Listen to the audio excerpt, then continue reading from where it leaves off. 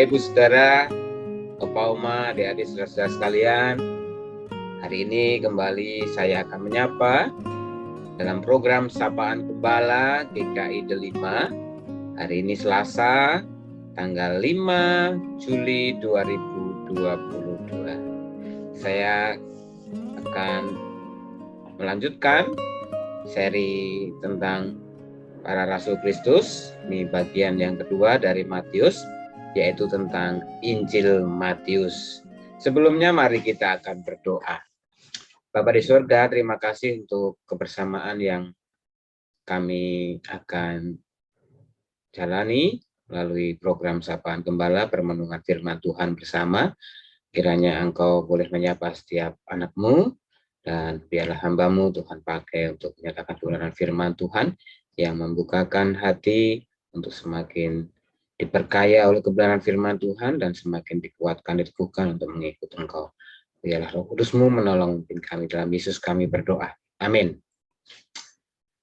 Firman Tuhan yang saya pilihkan untuk kita baca pada permenungan ini dari Matius pasal yang terakhir, yaitu Matius pasal 28, ayatnya yang ke-16 sampai dengan ayat yang ke-20. Ini bagian terakhir, pasal terakhir, perikop terakhir. Demikian firman Tuhan. Dan ke-11 murid itu berangkat ke Galilea, ke bukit yang telah ditunjukkan Yesus kepada mereka. Ketika melihat dia, mereka menyembahnya, tetapi beberapa orang ragu-ragu. Yesus mendekati mereka dan berkata, "Kepadaku telah diberikan segala kuasa di sorga dan di bumi. Karena itu pergilah, jadikanlah semua bangsa muridku, dan baptislah mereka dalam nama Bapa dan Anak dan Roh Kudus. Dan ajarlah mereka melakukan segala sesuatu yang telah kuperintahkan kepadamu, dan ketahuilah, aku menyertai kamu senantiasa sampai kepada akhir zaman." Bapak Ibu, Bapak sekalian, demikianlah bacaan firman Tuhan. Berbahagialah mereka yang selalu rindu mencari kebenaran firman Tuhan untuk dilakukan dalam kehidupannya. Bapak Ibu, Opa Oma, yang kita baca ini adalah bagian akhir yang dicatat oleh Injil Matius. Matius adalah salah satu murid Yesus yang terakhir yang lalu. Dia seorang Lewi, pemungut cukai, yang kemudian dipanggil untuk menjadi murid Kristus dan cukup luar biasa. Dia melayani Yesus, menjadi rasulnya, menjadi muridnya, dan salah satu yang menjadi karyanya adalah Injil Matius. Injil Matius ditulis oleh Matius, merupakan pengembangan dari Injil Markus, kalau bisa disebut sebagai Injil Sinoptik ya, yang secara khusus dikembangkan oleh Matius dengan tujuan agar yang membaca Injil Matius ini, yaitu orang-orang Yahudi yang berbahasa Yunani, dapat semakin diyakinkan, akan semakin dikokohkan, diteguhkan bahwa Yesus itu adalah Mesias, anak Allah.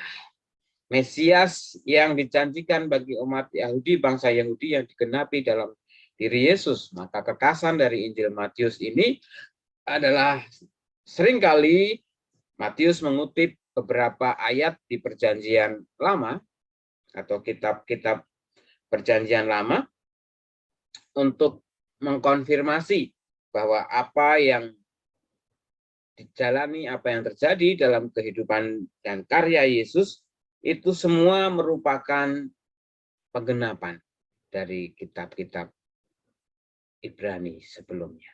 Dengan demikian, Bapak Saudara yang dikasihi oleh Tuhan Yesus Kristus, dengan Injil Matius ini menarik.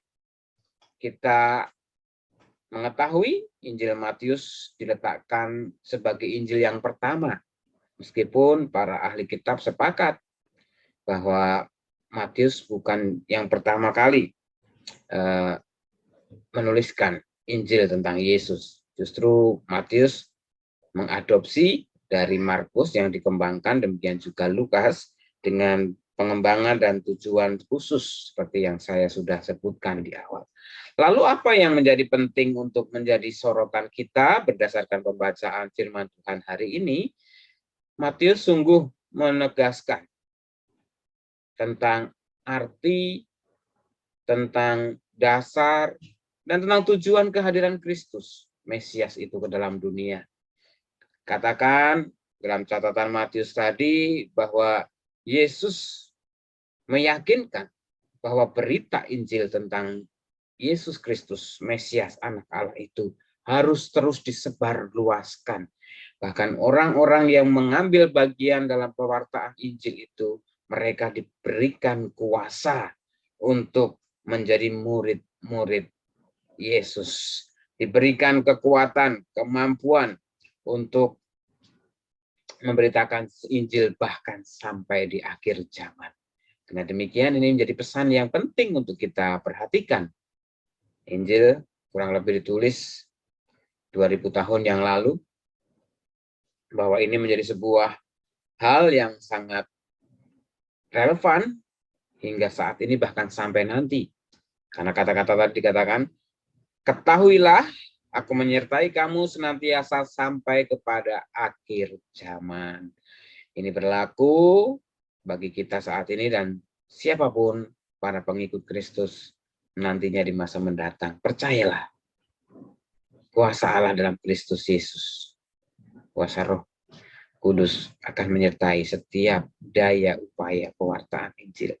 Bapak saudara yang dikasihi oleh Tuhan, mari dalam segala keberadaan kita saat ini tetap ingat bahwa kita adalah orang-orang yang sudah mendengar berita Injil, berita keselamatan, karya penyelamatan Allah di dalam Kristus Yesus untuk menyelamatkan manusia dari segala belenggu dosa, kutuk dosa, sehingga mereka juga beroleh kehidupan kekal dan keselamatan abadi.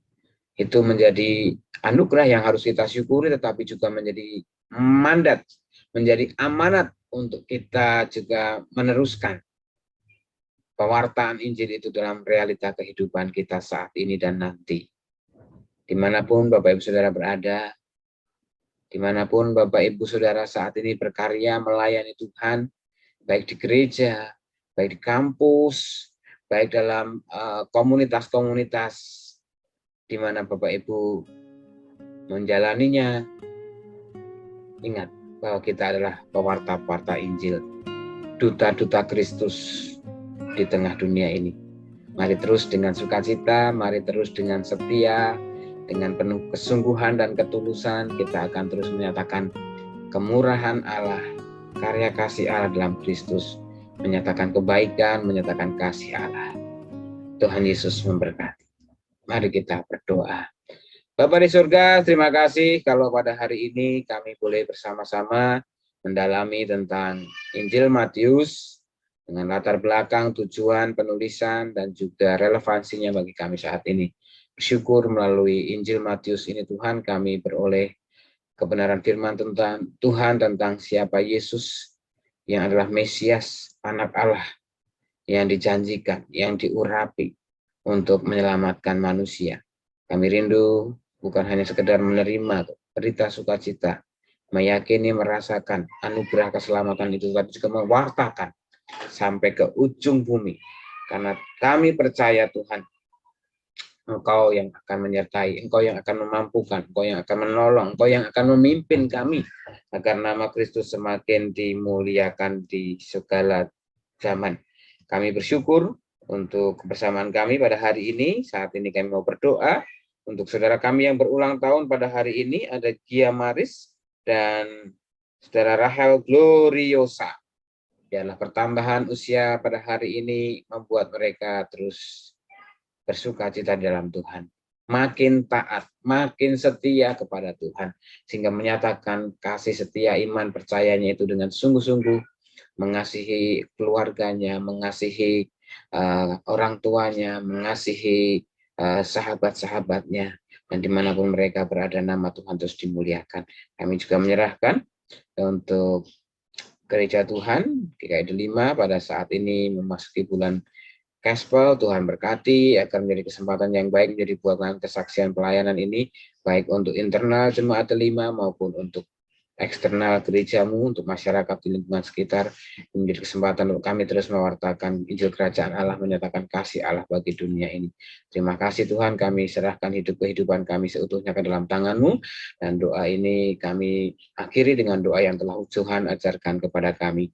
Bapa kami yang di surga, dikuduskanlah nama-Mu, datanglah kerajaan-Mu, jadilah kehendak-Mu di bumi seperti di surga. Berikanlah kami pada hari ini makanan kami yang secukupnya, Dan ampunilah kami akan kesalahan kami, seperti kami juga mengampuni orang yang bersalah kepada kami. Dan janganlah bawa kami ke dalam pencobaan, tapi lepaskan kami daripada yang jahat, karena Engkau-lah yang punya kerajaan dan kuasa dan kemuliaan sampai selama-lamanya. Amin. Ini terimalah berkat Tuhan, kiranya kasih setia Allah Bapa, kasih karunia Tuhan Yesus Kristus, dan persekutuan Roh Kudus memimpinmu, menaungimu, mendekatimu, menghadirkan sukacita dan damai sejahtera dimanapun engkau berada. Haleluya. Amin. Ikut